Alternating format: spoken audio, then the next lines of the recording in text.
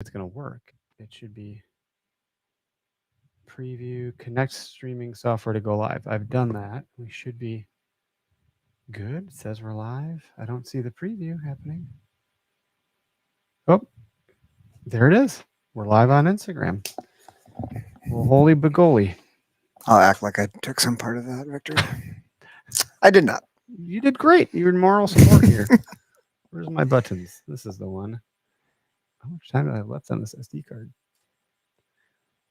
Hopefully enough. Time will tell. This is the Okayest Hunter podcast.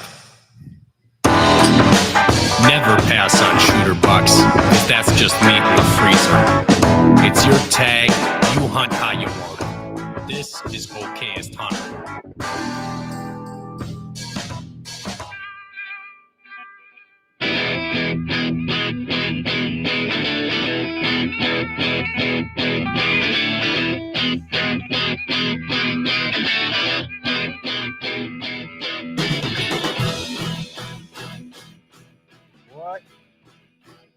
What in the podcast studio?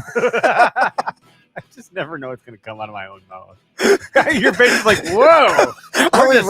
We're just going down NASCAR lane here, right out of the gate. The look on your face. I thought I was going to say it too. What am I going to say? What am I doing here? It feels good to be back. I haven't been down here in a while. It's been all virtual for me Been a hot recently. minute. Yeah, and Greg also has been virtual, and he's traveling for work. I think he's in Texas right Yeah, now. he just landed in Texas earlier today. So I imagine he might pop in the comments or the calls, or I didn't send him the invite because I was like, well, you don't want to do this while you're at a hotel or whatever you're doing. He's got other fish to fry tonight. Yeah. Oh, fish fry sounds great. I feel good. We're at the end of January. Just got back from 2 weeks in Vegas. Last week was SHOT Show. Big SHOT Show week for you. Overwhelming. I think it's the third largest show in Vegas. Wow. I don't know. And that's saying something. It was big. People have said it's big, and now I understand. I just was like, oh, holy shit. There's a whirlwind. So they have, is it like one massive convention center, or is there like wings and two different convention rooms? centers? And I think the Venetian Convention Center is like 5 floors of conventions.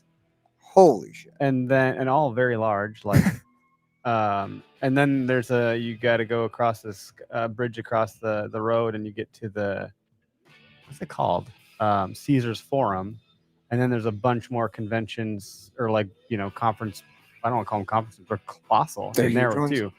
Dude, some of these booths were like bigger than some office buildings with 3 stories, conference rooms, meeting rooms.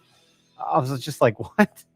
Like, what is this? Is this a Shields in the convention center? Is this a Cabela's? Dude, it's wild, man. It was like, I think some of these booths cost like close to $1 million, or like at least $1 million to exhibit there in totality.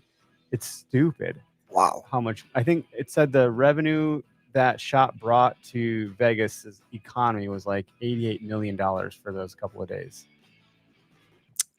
Yeah, that's a couple levels up from what we're used to at the number of brands that I saw that I've never heard of, don't know about, still not sure who the hell they are, that had enough money to fund $1 million like exhibits or yeah, that's good. I was like, what?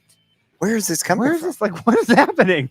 Like, there does seem to be, like we were talking about it before, but the Switch, and like I've watched some videos of like reviews of ATA. Bowhunting.com had a little like recap video, and overall it seemed like it was lackluster. Like, I've heard that also. Bow companies aren't releasing new bows at it really anymore because it doesn't make sense with the market, and things just aren't happening the way they used to. And SHOT kind of is taking that action that maybe used to be there, and they did at least spin off an archery grabbing wing some or of it. forum. We did walk that too. It wasn't. I mean, just that alone wasn't nearly what ATA is. Yeah. But wow, it's a step because, and it's not so much that they're going to do it better than, it's that like, man, I don't want to do both. I don't want to build a booth twice or pay to get it built twice, travel from this part of the country, that part of the country, back to back, basically. Mm-hmm. It's stressful. But if you could just do one, you would do SHOT because there's more there. There's more opportunity. There's more other things happening to justify it. So if most of the ATA exhibitors end up at SHOT, I think that's where it'll go. And honestly, SHOT, as a media person, treated us, I mean, like, way better way better than like wildly different experience as a media person. So in a good way, in right? a good, very good way. Sounds like things were going dude, well. It was complicated to get into, like, oh, you're not supposed to be on the floor today, blah blah. I was like, dude, at SHOT we were there the whole thing because there's just as many media people as there were exhibitors, which is, I guess, the best mix you could have, right? Yeah, it's like the proper buck-doe ratio. Yeah. Who is and I don't have it on the screen. I'm sorry, so I might be distracted from times, but I think it's Katie K10 on YouTube said she must have been there or knows about it. 14 miles worth of halls of exhibits, 500,000 from one booth in the past. That's crazy. Yeah. Anyway, so no, well, I'm happy to be back. I'm still kind of like get my bearings. I think, oh yeah, it's Tuesday because we're in the studio. That does help. It's like I think what day it is. But yeah, so anyway, shout out to Half Rack for being a presenting sponsor. Use code OHP 15% off. We will be announcing our new sponsors. I think I can probably let one out of the bag because I think they officially signed today. We're gonna be working closely with Rack Hub. And I'll wait to announce the other one because I want to make a concerted combined joint effort. But the Rack Hub one's kind of cool. I'm excited to try out some of their products, and maybe we can put together a couple little videos of how to do some stuff with sheds or Euro mounts. Because well, it's just said it's memories, and oddly enough, the perception I had of Rack Hub was prestigious, not elitist, but like of a higher echelon of caliber of like whatever. And after talking with TJ, who runs it, he's like, I think we just worked with really high-end content creators. Yeah, because their stuff and we got really polished stuff. And he's like, but really, like you could drill a hole in this and put it on, and a lot of guys have memories, or maybe, you found the shed of a buck you then later killed. And so you could put those sheds on the wall next to that same buck and have that progression. So like there's a number of use cases. And the big thing he said, he's like, there's a reason these bucks are in the basement and not upstairs. And my wife is that reason. And it's because they have eyeballs and skulls. And she's like, I don't want the animals upstairs. I want them. You can have them down there. And so if you wanted to find a way to get more antler in your house and be in places where you could appreciate it, this is a way to do so and still get the blessings from the decorator of the family. Having that upper echelon of media creators makes it easier for the average guy, because if you go on their website, like we looked at it together and I was like, dang, like this stuff, that's pretty high end for the We're going to bring them down a little bit. But you can show that to your significant other and they're going to be like, wow, our house is going to look like that after we put some sheds. Let's do it. Pretty great. So yeah, excited to work with those guys. And then they do a lot with shed season. I talked about last week, we're going to get a contest going.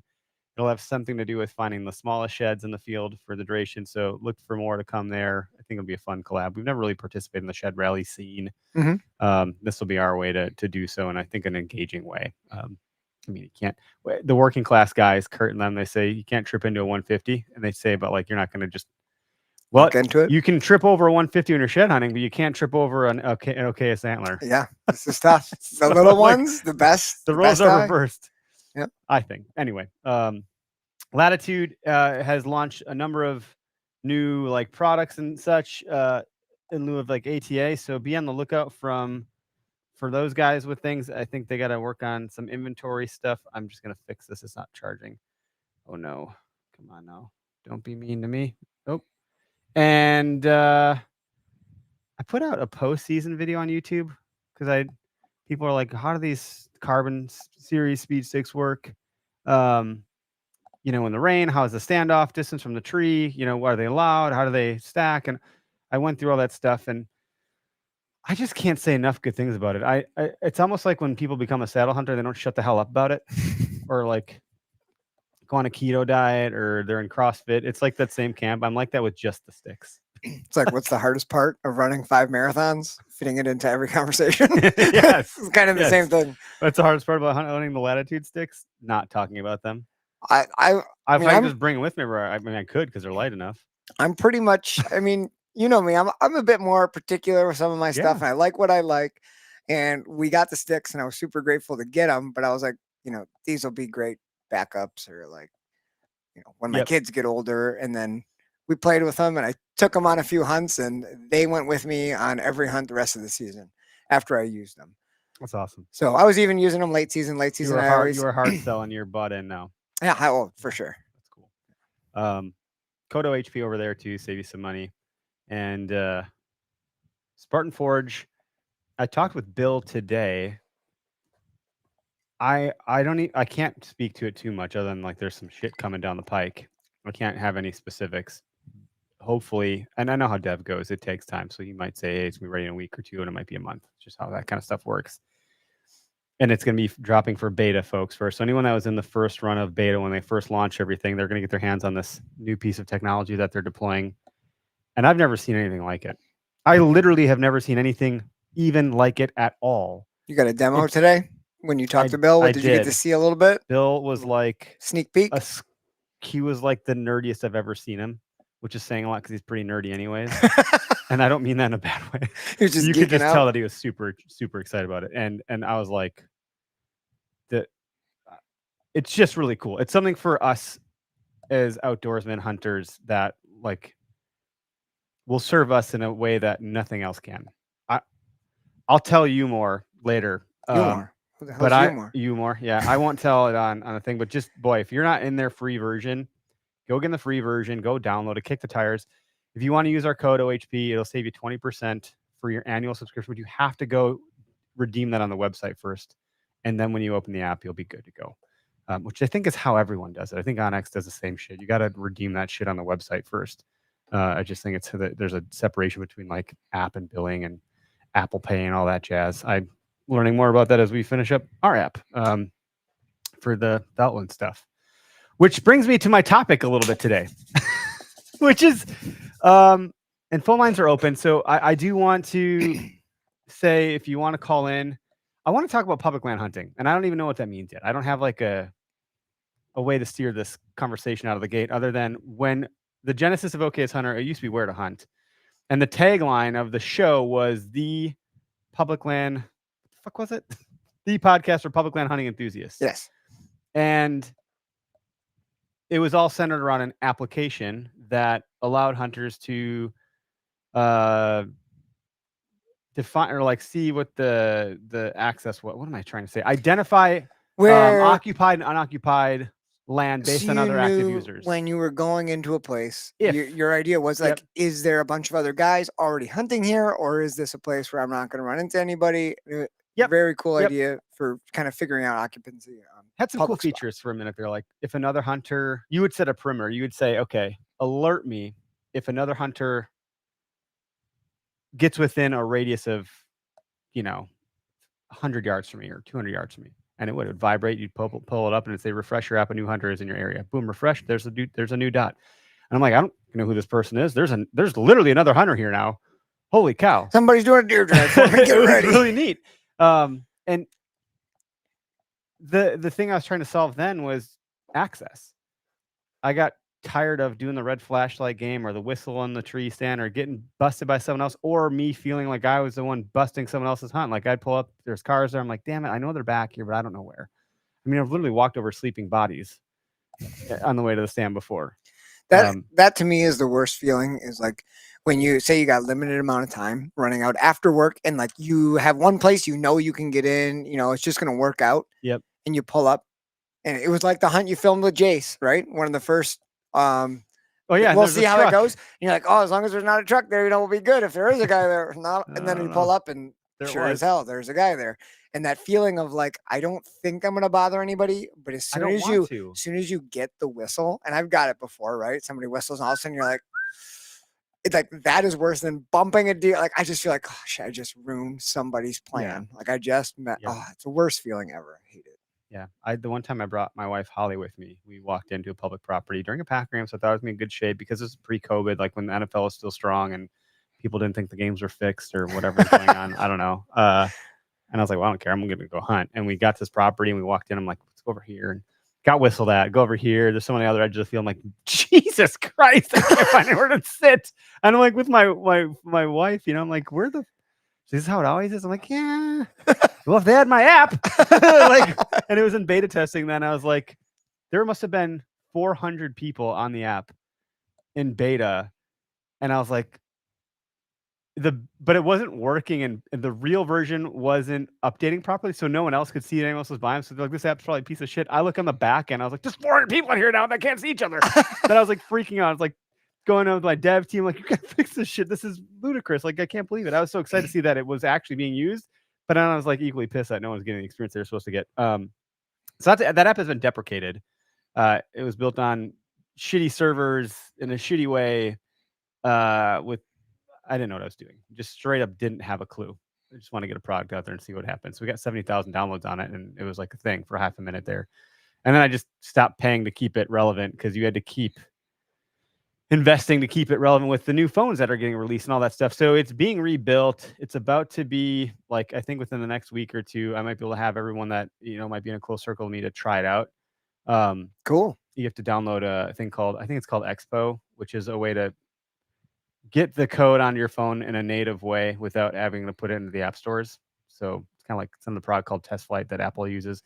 And in doing so, we can get some tire kicking testing, get the bugs squashed out. I want feedback, and hopefully we can launch by turkey season. And it'll be different than the first version. I don't mean to take this whole episode to talk about this. Not what I'm trying to do. But it'll have a heat map component where you can, anyone that's ever logged into the app will dump into a database. That database will inform a heat map where you can get an idea of what the hunting pressure looks like. So it does keep that anonymousness, whatever that word might be. Anonymity? Yeah, like the Nemo. So that way, you don't have to worry about people like picking off your exact coordinates of where your spot might be. It's going to be a little bit more abstracted or like zoomed out. So like it's not going to be a pinprick on the map, but it'll be like a quarter. So and that quarter might represent a square mile or two or something like that. Cool. I didn't realize that you guys were getting that close.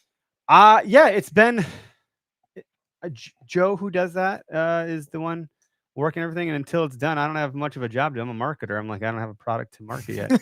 But I think it's coming at a time where there's like a tipping point that I've noticed. There's not a single conversation I don't hear when I listen to Hunter podcast, the Hunting Public guys, everywhere. Seek One is like, oh, I think I perpetuated this problem, or now there's all these people doing this thing, or the Hunting Public, and they come into an area, it blows up a spot. If people watch their videos and they pick out the fucking background in the trees, much like a fishing spot would do. Like, I know that house, I know that dock, I know where those bass are. And when the app launched back in the early days in like 2014, and then I revved it in 2016, people are like, first, they're like, I'm not bringing my phone in the woods, so that's all changed. Then they're like, what was it like? I don't want to share my spot. Someone's gonna like, someone might know where I hunt. And I think that's still relevant, but the Dan Infelts of the world that have crossed rivers in their underwear, like there's truly here, maybe I got some inspiration from that guy, have made it so like there's no more untouched spots. Like you might think you're the most badass hunter in the world and you're going off the grid, and then boom, you look up, there's a cell cam. Like there's not a lot of untouched spots anymore on public. No, like next to none. Leases are being consumed. People are buying land. It's forcing others to go hunt public. It's getting really, really, really crowded. Even though there's less of us, it's a really weird problem that I don't fully understand either, because it's definitely just changed in some almost unforeseeable ways. I would say just how people are using the land. And like you watch the Hunting Public videos, I've always been a big fan. And I don't think they even say what state they're hunting in. They've redacted it to the best of their ability, which I totally understand, because like they're not, and they're conscientious people, so they're watching out. Like it's not to necessarily cover their own tracks, but they don't want to blow up spots for the local guys that do hunt those properties, because they meet local people in the parking lots and whatnot, and like they're at least nice enough where they're not trying to get out of staters or whoever to like be like, oh, this is where they go, I gotta go there, and now that spot's kind of overpopulated for the local guys who hunt there all the time, and that's kind of their backyard spot. Not that anybody has their own spot, but you know how it is. Like people have their areas, and that's within what a they local like to proximity. do. I have some areas, and I like the local nature of that proximity, because like I can just scoot right over there real quick, and if they blow up some spot that I might think is secretive, then it's not. It's just not. There's so many people, dude. That's just nature, though. We always have like, oh, found the spot, nobody knows about it. Oh, this somebody knows about it. Someone's been back now, but also spots change and deer move through them for different reasons at different times. Like the food might be popping, the does might be popping, the rut might be like. So just because you were there once and it was good doesn't mean like in 2 weeks it will be. There's just so many dynamics to it all. But the narrative of public land hunting, it was like this badge of honor. Public land owner, I'm hunting public land DIY. And I've said, you probably heard me say this at some point. Like my dad and I've hunted public land our whole lives because we just didn't have private land. It wasn't like a badge of honor. We actually would have preferred to hunt private land. We didn't have any. And it was like kind of the same with that. Like all of a sudden, it's cool to be public land. Like, okay. Because like we, yeah, you and I both grew up doing the same thing in almost some of the same places. Yep. And like the mobile hunting thing was like, oh, I've been doing that. What are other guys doing? Yeah. Like, there's a way to do this without. And don't get me wrong, we've hunted from preset stands, but like preset like a week before, and then like you hunt it, take it down. Oh, they weren't doing that, and move it over here, and constantly carrying the stuff back in. And it's cool to see that like people have found value in that. Yeah. Right. Like that is a cool thing to see. We're not just bashing on like. Correct. That's how it is. But the narrative has evolved over time. In the 20 years or so I've been hunting, it's like it was. Yeah, I wish I had private. I still wish I had private. Like I'm not. Don't get it twisted. I'm not that damn proud. I don't know. That's a different game. But none like the public stuff is like, yeah. Has it become so crowded? Are the states managing it properly? I don't know. There's some opinions out there that would say otherwise, that they're not, and that like R3, which is recruit, reactivate, retain, to get more hunters in. There's a narrative of like, now that is a problem because they don't have anywhere to go. Like, so when I say access, I don't mean like literally where do I access this property. I mean like the amount of land that might be huntable. And I don't know, those that don't know, or maybe those some do, I don't know to what extent, but we are a 2% certified brand, which means we give 1% of our total revenue, which every year is growing. So that's getting more fun to cut that check. Ouch. I was like, oh shit, that was a lot more than the year before it was. It's 1%. Okay. Well, cool. We're doing good, I guess. We donate to Waukesha County Land Conservancy, and we do it very locally because we're very small and we're local right here. So as we earn more, we'll be able to do more. But currently 1% is going to Waukesha County Land Conservancy, and they take that money, they buy private property and allow public access for hunting. And for all kinds of stuff. And all kinds of stuff. Yeah. Like all just public recreation. I mean, there's morel mushroom tons hunting, of people bird out there. watching. You can hike and walk. Shed hunt. Like all of their properties are available for all like basic recreation. Not all are available for hunting. Quite a few are. Some have a draw. Some are open access. They're beautiful properties. And those are like quote unquote secret spots almost. Just because it's limited. Like it's not as crowded. It's limited access, but it's access nonetheless. And so like for me, we're a brand that's giving back to the very problem we're talking about in a very small way, but we're trying, and it's what we can do for now. The secret. Sorry, say it. No, I like to know that our dollars are going to something that we give a shit about. Yeah, which is a huge deal. And conservation is what it is. The public piece is such a big piece to just the general public, because not everyone has access, right, to the private piece. And there are plenty of people who do, and that's great, whether that's through family or through financial situation, can afford to pay out because leases are, going nowhere but up. But one of the biggest changes that I've seen is obviously like the use of these basically digital plat books, right? So like before, to seek out public land, especially in an area where we live now, say the southern half of Wisconsin, which is a more metropolitan, more populated area, the public pieces were like harder to find. It wasn't vast tracts. So like little pieces that like we may now access because we have on our phones through whatever app, or Spartan Forge shows you where it is. Before that, you had to do some work. So like you had to either go to the courthouse, get the plat book, buy the plat book, or like have some way of determining what is public and what is open to hunting, when now it's so easy, and there's not a person that you run into in the woods that doesn't have mapping application. Access has been easier because we have technology, but because it's easier, the amount of people accessing it has increased. And on that same note, just be careful, any of the new guys out there, just because a piece of property is marked public on these apps does You have not to mean still- it is yeah. open for hunting. So you really got to be careful because on like every state's got their own. Like we have Wisconsin Rut Report and a couple different hunting like social media sites, but you'll see guys posting, a screenshot of like a city property and saying like, anybody been out here? How's the hunting? And it's like, that is not open for hunting. Don't go out there with Well, your weapon. You're going to get in trouble. Like bad idea. We've called the DOT for DOT land because even though it's labeled potentially public and it says DOT, like every little plot is a little bit different, and a lot of it has to do within the city limits. So sometimes you have to call your local municipality and talk to. Yep. In some cases, I had to talk to 2 different heads of the city because neither knew. And I was Yeah. like, "What? I'm a ping pong. Like you said to talk to him, he said to talk to you. Like guys, I'm talking to the only 2 people that should know what this is, and neither of you have an answer for me." And there's sketchy properties like that. Then what do you like? I don't know. It's interesting. We found some city ordinances on other properties where someone said you're trespassing. I'm like, the hell I am. I printed off the ordinance. Look at that. Yeah. And which is good to cover your tracks. It's better to know than not to know. Like it says right here, and here's the map, and here's the city ordinance, blah blah 289 says this is permissible. I came across a pretty interesting one not very long ago. I think it was just before Christmas. I was driving by this piece of property on my way to work, and I was looking to do some late season bow hunting. Yep.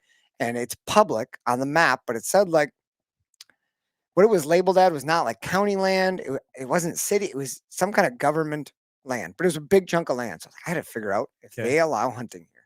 So I emailed the police chief of that township, and I got the weirdest answer. I got like, yes, there is. I can permit you to hunt there and give you permission if you can tell me who the property owner is, who owns that property, and that you have permission there. And I was like, well, I've seen guys out there hunting before. So I was like, I'm just trying to figure out what the story is. And he's like, yeah, so you'll have to figure out who the property owner is and then get back to me. And I'll tell my deputy that you're out there and it'll be okay. And I was like, this sounds like a little roundabout loophole way for somebody's buddies to be able to get out there without normal public access. So I was like, there's probably more of these than you think there are. Because it was like no straight answer. What's the passcode? What's the security word? Yeah, you can hunt there if you only shoot does. Interesting. We have some calls. Good. I'd love to hear what it's like in other states, other places, or other experiences. Bryce, you're live on the show. How's it going, man? Hey, obviously my name is Bryce. Derek, I was the guy with the OK sticker on the white pickup truck when you were muzzle loader. Hey, buddy, how you doing, Bryce? Good. I actually was wanting to call in for a little while and mention that event of us, me running into the OK's crews and the Ghost Bucks guys. Yep. Am I getting their name right? Yeah, you are. That's our buddy Bo. I'd like to say that running into that crew and you guys was a great experience on public land.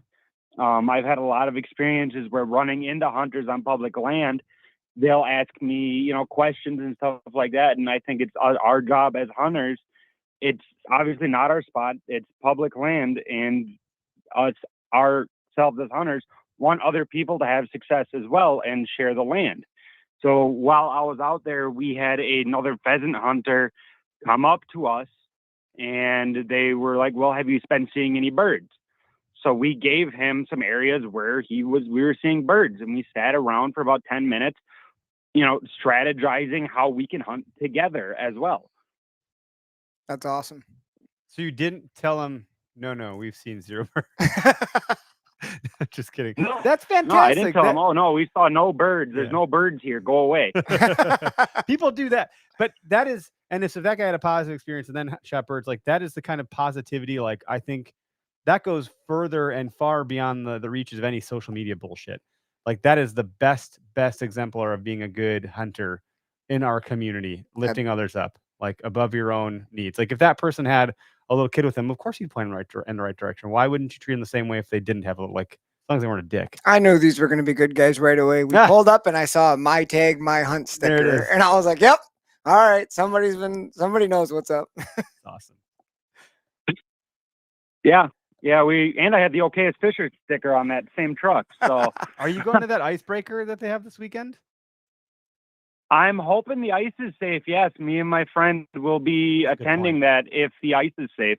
Yeah, I know Greg and Matt and a couple of the guys who were at our buddy Eric Tasker's house the other night were planning on going out, but in talking with a couple of buddies, I mean, even Bo, my buddy Ghost Buck Hunting, go check it out on YouTube. We're supposed to go up and do the annual Pelican Lake fishing at the end of February. And today we were talking, he's like, I don't even think it's going to be possible. The ice is just it's not crapping good at out all everywhere. I mean, this warm weather, that snow on top, it's all slush and mush and nasty. I hope you guys can get out this weekend, Bryce, but I don't know, man. It's going to be wet. Yeah, I was just up in Vilas County ice fishing. I took a little weekend getaway, and there was about 4 inches of slush on top of the ice all the way up there in Vilas. Ooh. Yeah. So I don't know if Oshkonog's going to be or anything like that, but yeah. Well, hey, I hope we. I think that. Go ahead. Go ahead. Oh, okay. I think it is our job as people who hunt public land to, yes, it might suck if you see other people at your spot, but I think we need to remember that this is public land and this is money that our tax dollars go to pay for us to keep and people to maintain it and stuff like that. And that the more people on the land, the more revenue the state gets from people buying the tags to hunt the public land, buying, camping spots on the public land, because I hunt the Jackson County State Forest, where you got to pay to camp on the land. The more money that goes into that, the better it's going to be, and the more people are going to see, hey, this is still a hobby that is still around that we need to keep putting money into and not letting it die out. Absolutely. Yeah, it seems like could be a perpetual problem. Like it could perpetuate its own demise and be a self-fulfilling prophecy of some sort. If it were to continue to circle the drain, it might just continue to circle the drain. But if we can kind of reinvigorate some things here, and I think, based on our mission, like the head shouldn't be biting the neck off, or the neck shouldn't be biting the head off. Like if we're all on the same team here, treating each other fairly and kindly, like that's kind of solving a bit of a problem from within and perpetuating goodness, I think. But Bryce, thanks for the call, man, and glad you got to run into some of these guys. I wasn't there that day.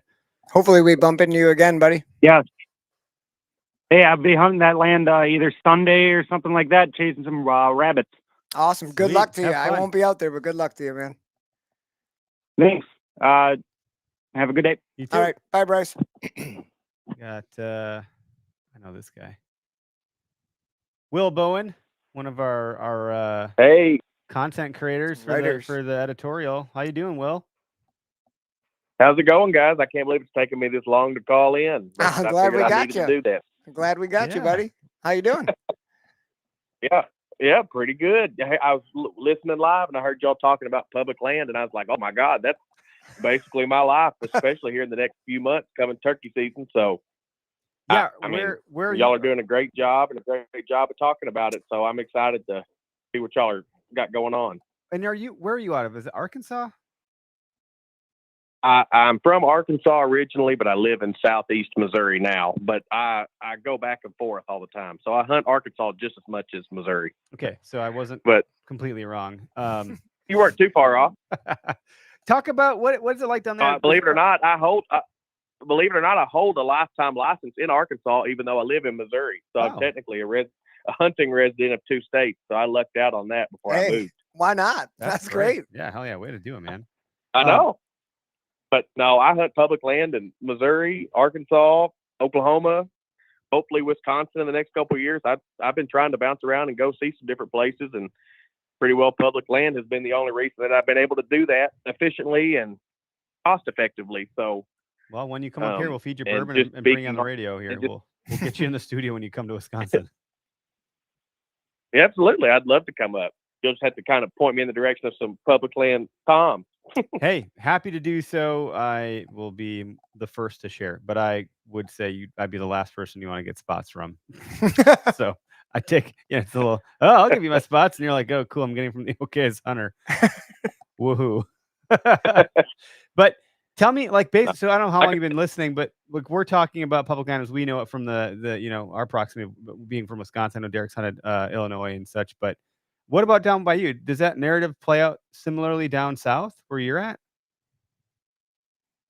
Absolutely. And like I said, I hunt public land in 2 different states pretty consistently, and I've been on both extremes. I've lived in Northeast Arkansas, where a big piece of public ground might be 5,000 or 6,000 acres, and it might be shared for 2 counties worth of people. So, it's busy pretty well all the time. There are no secret spots.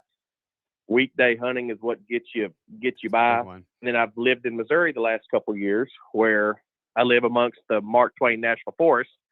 We have hundreds of thousands of acres, kind of sparse population throughout part of the state. And, I might go out on October 4th, which might be a Tuesday, and have 5,000 acres to myself bow hunting. So I've been on both ends. Now, turkey hunting, there's people everywhere all the time. So that's just how that goes. Is your turkey season a more condensed season? Like you get just a limited amount of time, so everybody kind of hits the woods at the same time, or how do you guys do it in Missouri? Yeah, absolutely. So Arkansas and Missouri both mirror each other's seasons. I think this year it comes in on Monday the 15th and then goes out sometime around the first weekend in May, maybe the second weekend. I haven't looked at that close, but both states are about the same. You get 3 weekends, 2 to 3 full weeks, and like I said, that's when everybody takes off, so everybody's hitting the woods hard. Yep. Interesting. So, and that's in most states I've hunted. Like I said, I've hunted turkeys in 4 different states and pretty well all public land. And if you're fortunate to go out west or something where the states stay open longer, like till the end of May, or places like Michigan where they stay open into the first week of June, you might be able to get away from pressure because people are tired of having their butt kicked all season. But then you might also run into a little extra. You might run into extra pressure because that's the only thing still open. So that's where people are flocking to. But no, it's pretty well been a universal experience everywhere I've been. So we're kind of talking about how our, Department of Natural Resources, or how our state, or, our lawmakers are also, helping and handling the demand for public land. And maybe that's one thing that Wisconsin, maybe we're doing that right with our turkey season. We've got Very 6 staggered. different seasons, each a week long, comes in on a Wednesday, goes out on a Tuesday. So it kind of spreads out. I mean, as much as you want to think about it, spreads out pressure over 6 different week-long periods. So there's still guys, but there's, less people, which I think that's probably better than having 2 or 3 weekends where everybody is trying to get it done. I mean, that's got to be very difficult, I'd imagine. That's probably why the hunting public guys are sleeping in their truck at 3:30 at the spot, trying to claim the spot, The last 2 turkeys I've killed in Missouri were both on public land, and they were both opening morning birds, and I was parked at my spot at 4:30, 4:15, 4 a.m., and then had to sit there and watch person after person turn around because they're driving in and seeing my truck. So that's something I experienced a lot. And just because you got there 2 hours before they did doesn't necessarily turn everybody around. It's their right just as much as yours. And I try to be as non-confrontational right there and be like, as "Hey, I'm possible. walking in There with is a you." way to work those things out. Yeah. But it can be kind of frustrating, as you can imagine. Turkey is one of those things But where I think a lot of people go I will in the morning. never bash our Department of Conservation either. But there's things I wish every state could probably do a little bit better. And Missouri's one that has had such a historically high turkey population, and I wish they would do a few other things, either shorten the season, go to lottery draw, something to protect our birds and game here. I mean, we got deer like crazy. I mean, I'm not worried about them, but turkey hunting on public land and just in the state in general, it's kind of struggling. So, I mean, I wish there was something else we could do as hunters to make that a better reality for everybody. Go talk to Paul, the host of the Turkey Season podcast on our network. He's one of the folks over at NWTF. I don't know if I've ever met someone that cares more about turkeys than that guy. He is devoted. It's like very devoted man. Yeah, I don't know if you heard any of the shows he's put out yet, but it's pretty cool stuff. Very interesting. Turkey's a whole nother thing. I know a lot of guys will go before work, and a lot of times they're like, I already killed a bird, I'm going into work. Like, I think you've done that. I got to be at school at 10 after 7, and I think I've killed 6 of my last 7 birds before work. That's crazy. And the one I got bright and early too. Go ahead, Will. I've actually chosen the job I have in my career path because of hunting and having a flexible schedule. So I can go in at 9 or 10 during turkey season, and I can take off at 2 or 3 during deer season. So, I mean, I've pretty well built my life around being able to get out there and hunt. Cheers to that, sir. Yeah, bud. Way to go. Hell of a writer, too. You've been pumping out a lot of good articles for us. Appreciate you staying on and being a contributor for us. It's really nice. We got a number of folks who work within the freelance, writing community, but I think we work with you probably the most, or at least the most consistently. I've got a lot to write about and a lot of stuff to air out. Hopefully all of it's good. Yeah, I do it over a microphone with a bottle of bourbon. If I start putting pen to paper, it doesn't make, like, by the time the thought gets to my fingertips, it's all messed up. Like, I don't write like I speak. I start to add colorful words that don't make sense I wouldn't otherwise say, because I'm like, well, I'm writing now. I should use adjectives. I like to write because you get to edit it. You can't edit, spoken thought.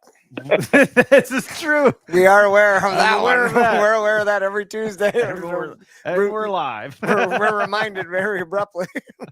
I never look back. Yeah, there might be some things said at the end of the podcast that should have been edited, beforehand. But a few drinks kind of stopped that. Yeah. Are we still live? Oh shit. Oh, the mic's hot. The mic's hot. Oh, that's funny.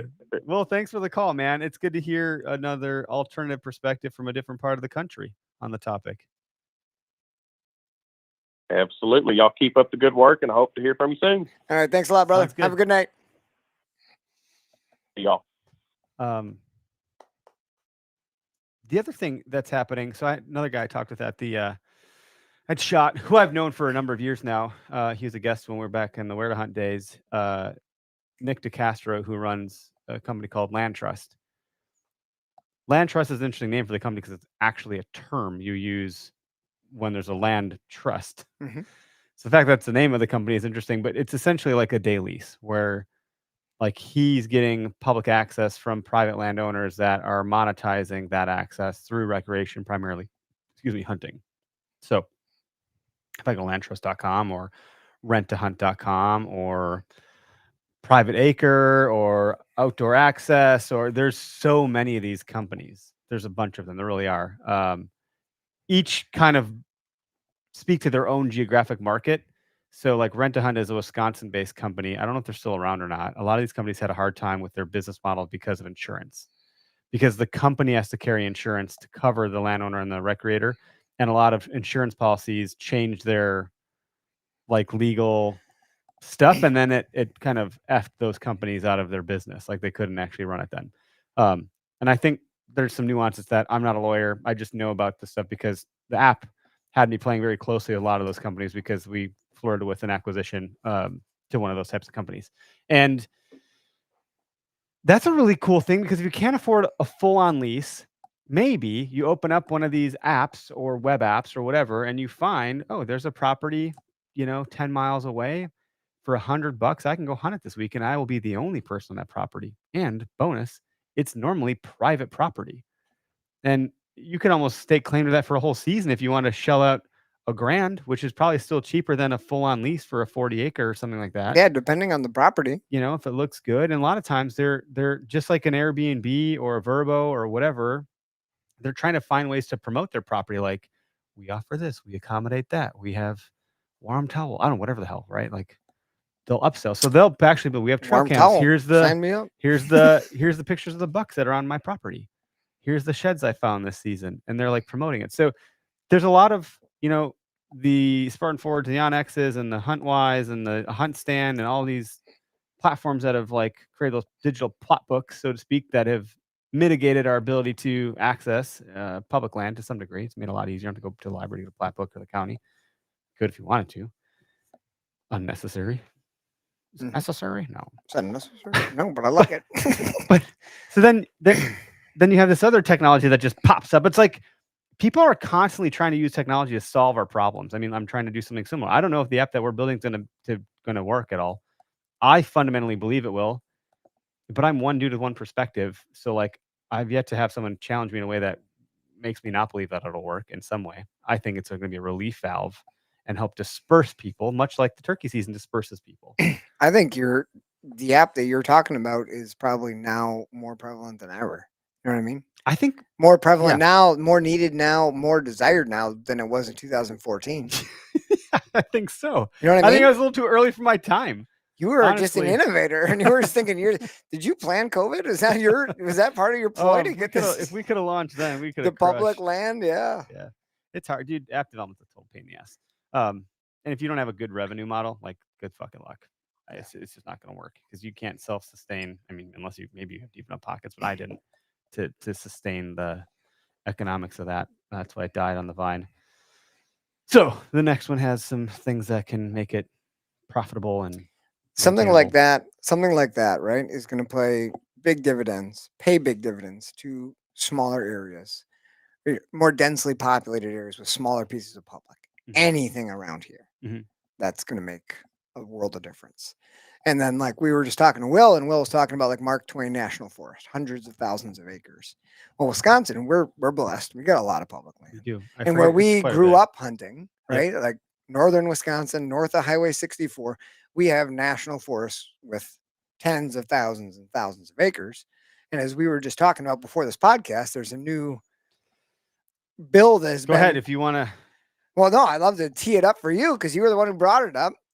New bill that had been proposed. A new bill had been proposed to ban doe hunting in the northern hemisphere of Wisconsin. You can look at the actual list of counties. I think it's like the 20 plus counties. Yeah. And it's for 4 years they want to do it. 4 years, no does, because the population up there is sucking wind so bad. And there's a number of factors. Severe winters, which the northern part of the state will have a severe winter, and the southern part will have a low to moderate. Totally different. Wolves are a big issue. Bears are a really big issue. Coyotes are an issue. Things that are eating up these fawns, like they're not making it through winters. It's harsh. So I think that is one tool in the toolbox to help. I'm fearful that it would just stay that way. Or like, well, can we take the same? It's like, if I could cancel paying my mortgage for the next year, if I didn't then also take that money to pay down debt or do something else productive with it, I wouldn't be totally capitalizing. So, like, if we're going to shut down doe hunting, then let's also go kill some fucking canines. Yeah. Like, it should be both things because we're in a severe scenario. Let's double up on our efforts to do something good here rather than just deploy one thing. But they did say in the bill that this is a temporary plan until we get a full strategic plan in place. But I don't know what that full strategic plan is, and it hasn't been proposed. The full strategic plan would definitely have to take into account, like you said, all the predatory species and how to manage all those predatory species. Like we were talking about bear populations. Our bear population's very high. 35,000 or something like that, I think. Yet in our zone B of our bear zones here in Wisconsin, a good buddy of mine, Josh, just drew his tag 12 years to get the tag, right? And this is another way to disperse, the amount of hunters in 1 year. It's not open to the general public. You got to pay and generate points. Man, if that's part of the problem, if that's the main root of the problem, we got to loosen those up a little bit.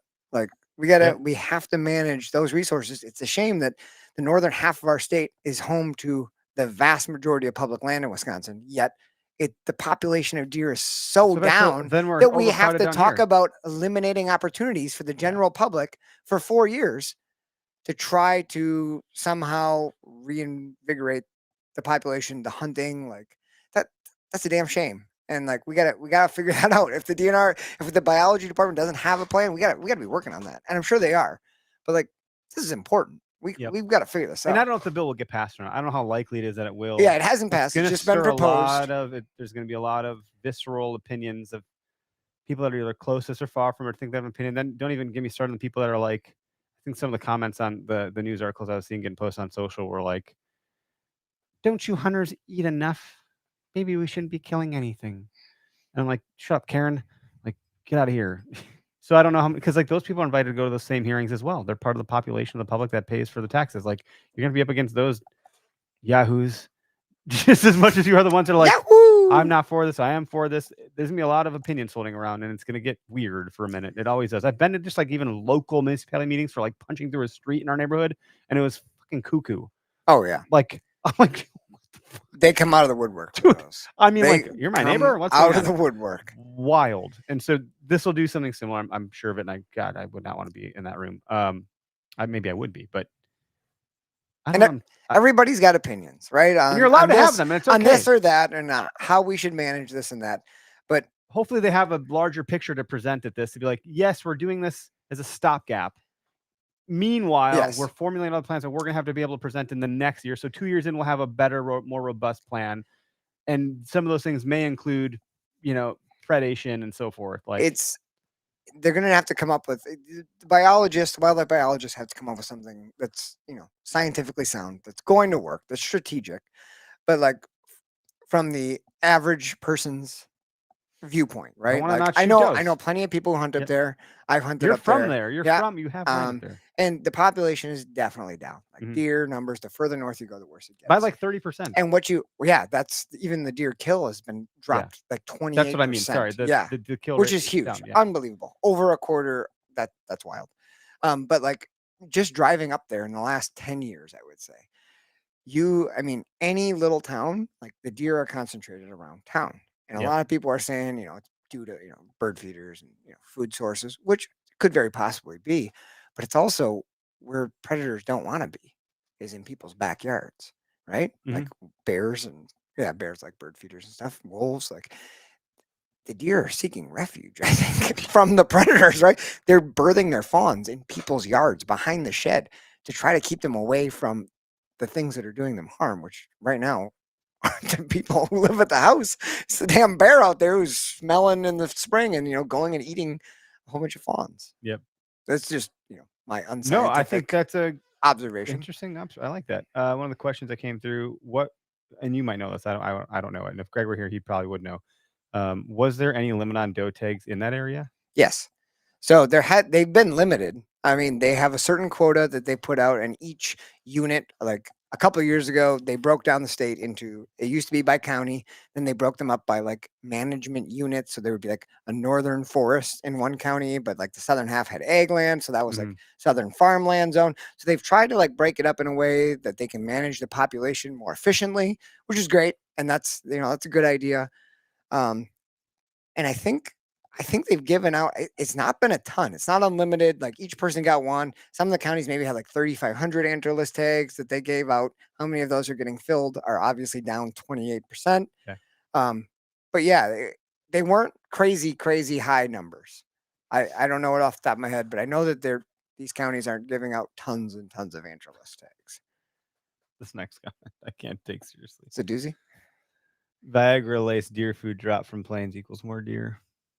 I don't think Viagra would have the same effect on a deer as it would a male human. One way to find out, Clark. I wouldn't want to see a bunch of deer run around boners. That's a nightmare waiting to happen. Levi Carey, it's sanctuary from hunting pressure too. Yeah, as you were just saying. I think sanctuary from that's a really interesting hunting from all sorts of. Yeah. Coyotes, wolves, bears. I mean, there's mountain lions, but they're not that prevalent. I think they're around, but and like there's more bears than anything else. But the wolves, their territories are large. Like a pack of wolves was at 12. We got 1,000. We got 1,035 wolves in the state, from what I've read. I think the number is fair. I mean, I don't know if it's accurate, but divide that by 12. How many packs is that in that northern hemisphere? And 12 is an average. I'm making up a number. Like I just know packs can range from 8 to 12 to 20. They're very familia. It's their family. Yeah, I like that. Mi familia. Vin Diesel is a wolf. Family. Man, and there's just, that's a whole can of worms. But I miss hunting up north a lot. I miss the vastness of it, just the tranquility of it. I miss the fact that there are wolves and bears up there, that you're not alone. You're not the apex out there. That feeling gets into your bones in a different way. I talked about this when I had Zach Kentz on with the OKS Trapper, how like being in those types of scenarios, it flips a different switch in your brain. It scratches a different itch. It totally maybe does. You didn't know. And just hunting down here, like, which is fine. Like I hunt out here, and I can I'm gonna sleep on the ground. Don't matter. Nothing's gonna get me down here. Like maybe I'll get attacked by a vicious otter, which is a thing. But like, there's no deer up there. So I appreciate that we're taking steps to solve the problem. But what is the big picture? And also, when we considered the app and the public land dispersion and things of that nature, if they had a plentiful population up there, we wouldn't have as much crowding down in this part of the state. No. Now, this is a more populous part of the state of Wisconsin. There are more people living outside of the suburbs of Madison and Milwaukee than up north. You have Green Bay and Appleton, but you continue to go up north and it just gets more rural. So at least for gun hunting season, it would make a big difference. I think a lot of people have rehomed themselves. A lot of people used to go and now north, right? Like, and that's kind of when the deer camps slowly started to fade away. The populations went down. So now it's like, why am I driving 3.5, 4 hours to go up there to not see a deer over the next 9 days? And if you're a meat hunter and you can't kill does for the next 4 years and you're not seeing shit anyways, now you got to hope on a prayer that you're going to see a buck. Yeah. So for anyone who's strictly a firearm hunter, guess what's going to do the southern units? And guess what that's going to do? I mean, this economics, it's whack-a-mole. But the economics, right? Like if they don't have a good snowmobile season, all those little mom and pop shops and restaurants and bars and this and that, like that's the business owners are going to have something to say about it too. Like it's a big thing. What's going to happen to all the bush and ham sales that happen? Dude, after Labor Day, it's a ghost town. Stuff slows down till hunting season. It's a tough thing. There's a lot of different moving parts. It's complex like it always is. Yep. But there's definitely an issue that needs to be looked at. And hopefully somebody with some kind of degree that's way more educated than we are. If they're going to close down shop on does, then like let's open up shop on the wolves. Yeah, if we can just transfer like the interest, the hunting capability. Because then you'll still get hunters up there for a different reason. You'll still have license tags for wolves. You still have not in the droves of deer camp would bring, but yeah. I think it could offset a little bit of it, and then make hay while the sun's shining. Like can't go kill does, well now I can go kill wolves. Yeah, and if wolves are not the problem, the problem's the coyote population is real high, or open up a bounty on some coyotes. Let's go. I always thought it would be interesting to chat out over time the amount of hunting license sales versus accessible public land. I feel like that's something that is balanced at the DNR, right? It has to be. The what? The balance between how many licenses are sold versus how much public land there is to access. Like I think it would be something like how many hunters per square foot, given license sales against the amount of public land that is huntable. If you could differentiate what license was being used on public versus private. And you can, because you have to purchase for antlerless tags. Okay. You can purchase your antlerless tags. Tells you what are you gonna what tells you where you take. And that's always the other management issue is like a lot of the highest populations in the state are on private lands, which you have your pull up your Sport and Forge. My phone's on TikTok over there. Let's see if hopefully you got it on there and it's updated. I want to check something. So, and I showed up my computer screen, but that would take too long. They have a feature that will give you something. I don't know who the Facebook user is that commented here, but it'll tell you something similar to that. Like, this is how much public land that state has. This is how many hunters bought licenses. And so we could maybe do, I mean, you don't want me doing the math if anyone knows me, but someone could probably run some sort of equation here to figure out what that looks like.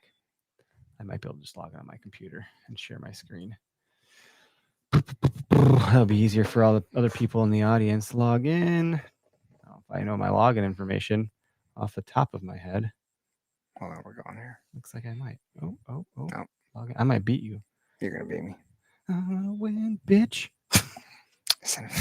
I don't know if I know how to do it on the. It just did the old classic iPhone on the revamp, and my phone doesn't revamp down here. So I have it open. Sorry, I failed you all.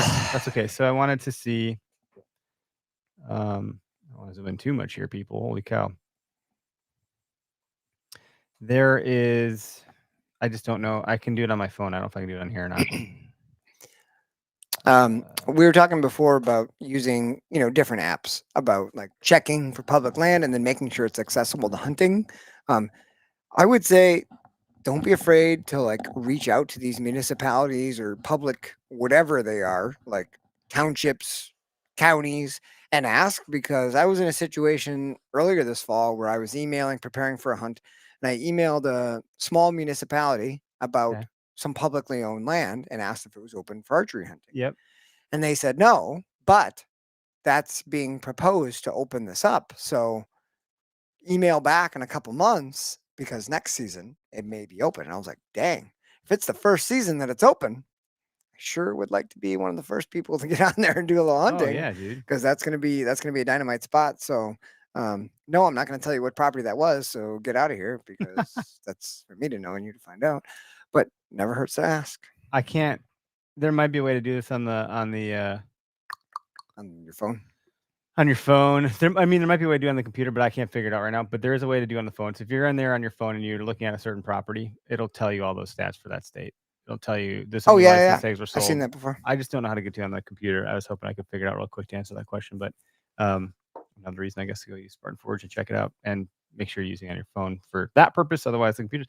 They also have this thing where you can do 2 screens on one screen now. So if you want to look at different layers at the same time. Oh, like your aerial and your topo? Yeah. So now you can see it side by side rather than trying to I don't know. Have Google Maps open all the time with your mapping applications. Yeah. Pretty neat. Special interest groups can help with predators by offering bounties themselves and not relying on DNR. Like what? Like, do you have any of those here? I don't know about special interest groups, but there are they don't offer bounties, but we have plenty of tournaments, predator tournaments. Just like we have rabbit tournaments here in Wisconsin. There's plenty of places up north that have coyote tournaments, and I mean it raises some negativity just as much as it does help with stuff because people don't like that because that's killing for killing, right? Like that's not. It seems different to people who aren't in that realm, and I totally get that. And I totally get what they're coming from. It just seems wow, look at all these guys going out. They're drinking beer. It's at a bar. Like these guys are just drunken hunters. They're going out there killing everything. Yeah. And it's tough. It's a tough one. Foundation for Wildlife Management reimburses wolf hunting expenses in the Rocky Mountain West. A number of local municipalities are opening hunting access on a lottery system by which hunters can use nuisance tags issued to the town or city. So yeah, there's so many cool things. Like we talked about the Waukesha Land Conservancy. We talked about those apps that exist. There's more things than that. And also like the DNR has MFL, VPA, voluntary public access, managed forest law, crop damage tags.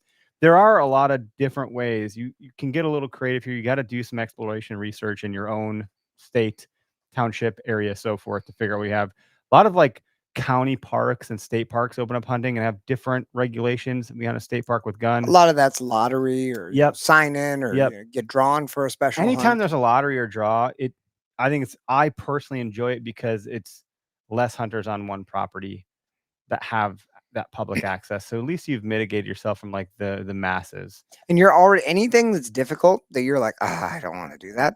No one else wants to do it either. Right. So those are the properties that typically are that's a way to, like you just said. There used to be a draw system on a state park. They've changed how they did it. They had to have a special park permit pass. And I would bring all my buddies into this place of business where I worked because there's a lot of computers there. And I'd set everyone up at a workstation. And it was like buying a Taylor Swift concert ticket. Bye. And then it didn't work for some people because it was that fast. They sold out in 7 seconds. 7 seconds. It's like me waiting for my bonus turkey tags. It was crazy. And so if you didn't get it, you weren't coming to hunting camp because it's well, guess dad ain't coming this year. Better luck next year, bud. That actually happened. My dad didn't come one year because he didn't get the draw. Shit. It was like son of a bitch. I was like, oh no, he didn't get it. And everyone's like, what are we gonna do? Chuck's not gonna be there. I was like, I don't know. We're going. We got it. We gotta go. And he didn't go one year. It was crazy. But that was cool because I think they only allowed 60. It was 60, then 80, then 120, and now it's open season there. But I don't know that everyone even knows it because they had this special park permit pass in place. And still they only allow hunting. Bow hunting opens up only the 7 days preceding the gun opener. So it's like a virgin property and it's a state park. So a lot of hikers and stuff. So the deer are just a little bit different there. You can get away with a little bit more. I think so. Stuff like that is cool. The key word there was public hunting. Not everybody knows it, right? And that's not just to that's dangerous. Because I've been on properties before that are have some sort of special stipulation. Also, it's shit. Can I be hunting here? And you know what I mean? There's a lot of instances where you just got to be careful. A lot of people get really protective of property too. There's a lot of non-hunters that are hey, you're not supposed to be here. And it's yeah, I can be here. And oh, so you did check the thing. They'll just come out guns blazing telling you can't until you tell them you can. And oh, well, yeah, you can. I just was going to tell you couldn't. But I've seen people on public land put up, if there's a gate or a chain to enter, they'll close it. Like the hunters will close it to make it seem as though it's off limits. They'll put up knockdown signs. Dude, I've seen some sketchy shit in the name of trying to like. I've seen guys prohibit others from accessing it. Yes, I've seen guys on MFL, which is open, MFL open property Yep. here in Wisconsin, managed forest law land. Mm-hmm. I've seen guys who don't own the property and are accessing, hunting it publicly, put up no trespassing signs on the entrance. That's like marked on the map. Yep. Like enter property here. That and they've like just no trespassing signs so that they can be the only ones to hunt it. That's where ego and greed yep. have no place. Like if you find yourself walking down that path, like you must know you're doing something wrong. Yeah. It's not worth it. Just don't do that. No. Anywho, public land, it is a resource, one that honestly, someone argue with me if I say the word it's a privilege, and they're like, well, it's like my God-given right, but there's so much buying up of land that this might become a rich man's thing. Like what goes on in Europe, you can't hunt anywhere unless you have private land, right? Is that how it works? You want to go hunt a freaking red stag? Good luck. Where are you going to do that? Yep. Private land, ranches, things of that nature. People keep buying up land, which is fine. You're entitled to buy land. You work hard, you earn enough money. I want to buy land, but like, then there's these leases. How much of it is public? How much can stay public? I feel like we have enough protection on some like the national forest, but I don't know where I'm going with this. The public land down here does change quite often. A lot of it's like developed quickly. I've only been down here for 4 years, and I've been on properties, hunted properties that are no longer public, that are no longer open to hunting. Like a number of properties that have changed. Was it for real estate development, or what was it? Why did they change? MFLs that have gone in, that have gone out, that have been taken out of the program, voluntary public access stuff that's been taken in and out. There's been some that are like, your conservancy properties, those change hands. Mm-hmm. Which ones are open to public year to year changes. See, yeah. It's a privilege. But you do your homework because you don't want to be the guy who did something wrong, not thinking you did something wrong. And just be careful. On the upside of that, I've always appreciated public land. Like I really do appreciate it. And if I run on hunters, which I have several times, I've just talked about it. Like I don't mind that much. It's kind of like, oh, damn it. And that's about as far as it goes for me. Yeah. And then I move on. And usually I find something cooler, better, more fun, different, and I enjoy my time. Like exploring public land is never a time poorly spent. You know what would help people let go of their spot on public land? Getting rid of trail cameras on public land. Did I just say that? Wait, what? You have how many? Eliminating trail cameras on public land? All for it. Do you think that helps them lay claim to it? Yeah. As soon as you have a camera and you have a deer on that camera, mentally, that's the deer you're going after. That spot. Well, you found that spot. I would never hunt a spot that's hung, or I would never hunt someone's trail cam because I just think they're going to show up. Yeah. But I bet you some others probably will be like, I'll hunt this. Publicly? I don't know. I just wonder. And I don't know. There is etiquette there, right? Like, don't hunt it. So then the etiquette of claiming stands. So if you got rid of the trail cam, then it wouldn't be. So a guy has 30 trail cameras. Is every one of those spots his? No, it shouldn't. No, it's not. It's public land. Mm-hmm. I think get him out of there. No, public land, you don't need it. Interesting. Go back to hunting. And I love trail cameras. I know you do. I think it would just alleviate all tensions. People would be friendlier. It'd be just. It's like it would. If the decision was made for you, the stress would go out the window, and you'd almost be a bit relieved. Yeah. Like, oh shit, guess I can't use them anymore. As much as now I'm gonna worry about that as a stressor. Interesting. Hunter Nation Wolf War Hunter Nation Info Session Armory, Wisconsin, January 31st and Antigo February 1st. Jared, I'm not exactly sure what that is. If there's a link you have, put that in the comments. I wonder if that's like a county deer advisory meeting or something. Someone took a shit under my trail cam in public this year. I let him have the spot. I've now laid my own claim. That poop is mine. This is now my spot. Did I ever tell you? That's hilarious. Did I ever tell you about the dog shit blind? Oh, I think so. Yeah, I had to have. I'm pretty sure you had. Refresh my Up in the Nicolay National Forest the week before gun season, my mom and I went out scouting for her. She was going to come hunting with me. I was probably 16. Yep. Took her out. I had a spot I was going to hunt, take my climber. She does not like going in the air. So we took some dead logs on the edge of the cedar swamp. We built her a little, little fort, whatever, piled some logs up, put a little chair in there. So in the morning, I tacked it for her so she could get in. about 10 o'clock. No, it was earlier than that. 8 o'clock opening morning. I think I saw her walking a little bit. And like I got down out of my tree stand. I wanted to go talk to her. I'm like, what are you doing? She's like, well, I just can't be by it. Something's wrong with that blind. I was like, okay. So I go walking over there and she had moved her chair and she was sitting like 20 yards from the blind. And here someone had brought in a 5-gallon bucket of dog shit and spread it, taking the time to spread dog shit over all the logs of our blind. And they had pinned a note to the tree that said, I know it was you that stole my tree stand. Enjoy your day in this. Enjoy your shitty day or something. And here was my little old mom. What a bold claim to just assume. 4'10", Karen Melchior, happiest person ever, and full of dog shit. So somebody really was upset and took a lot of time and effort. Wrong person, pal. To walk in and put dog shit all over her blind. It was really something. I was like, this is pretty impressive. That's disgusting. And weird. What it would take to get somebody to do that. I mean, you have to be so disgruntled to. Have you ever heard of the $2 holler? Yeah. You know what that is? Yeah, you told me about this. Camping once, and two buddies at the campsite, right? Like we're in like a mob walking from the bar back to the campsite, or one or the other. I don't know. And walk past these cabins. Like a lot of people rent the cabins to party. We had a big old group camping site, and two of my buddies, Mike and Jeremy, like start bumping into each other and racing towards the spot on the road. And what the hell's going on? And it was like a $20 bill or $5 bill or something like that, enough to incentivize them to pick it up. So they're like, they both see this, they both run towards it. And I think it was Jeremy picks up, he's like, oh yeah, oh, what the fuck? And he's like, the shit is that? And so we're all pretty confused about what had even happened. It happened pretty quick. Like, so you ran for money, you picked it up, you threw it, something's happened. Out bursts out of this cabin like a group of 15 dudes. $2 holler!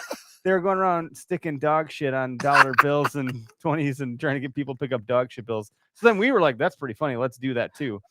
By the end of the camping trip, there was so much money spread around this campsite, no one would touch a single dollar of like any monetary denomination. What's it? Denomination or whatever of bill, because we're like, it's probably got dog shit on it. They must spend like $100+ or $200 worth of dog shit money around that campsite. And everyone, you just hear people popping off different parts of the campground. $2 holler! Need a good money launderer. Take care of that. That reminds me. That story reminds me. That's probably when I told you the same damn story. Yeah, missed most of the show. What do you guys think about the no dough for five?